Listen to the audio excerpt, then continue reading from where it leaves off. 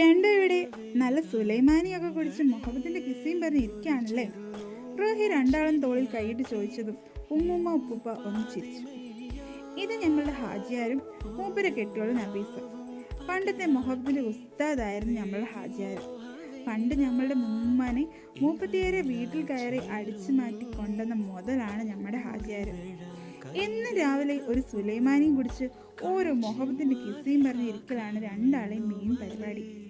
ഓരോ ദിവസവും ഓരോ മുഹബത്തിന്റെ കഥകൾ പറയാൻ ഉണ്ടാകും നമ്മുടെ ഹാജിയാർക്കും നബീസിനും. ചെറുപ്പം തൊട്ടേ ഓല രണ്ടാളും ഈ മുഹബത്തിന്റെ കിസ്സകളൊക്കെ കേട്ട് വളർന്ന നമ്മുടെ റൂഹിന്റെ കൽബിൽ മുഹബത്ത് പറഞ്ഞ സാധനം അങ്ങ് കൊണ്ടു. അതോടെ ഓൾ ഒരു തീരുമാനം അങ്ങ് എടുത്തു. കെട്ടാണെങ്കിൽ ഒരുത്തനെ പ്രേമിച്ച് കെട്ടുള്ളൂന്ന്. ഓൾ ഉമ്മാന്റെ കയ്യിൽ നിന്ന് ആ ചൂട് സുലൈമാനി വാങ്ങി ചുണ്ടോടൊന്ന് അടുപ്പിച്ച് പിടിച്ചു. നല്ല ഏലക്കായിൻ്റെ മണം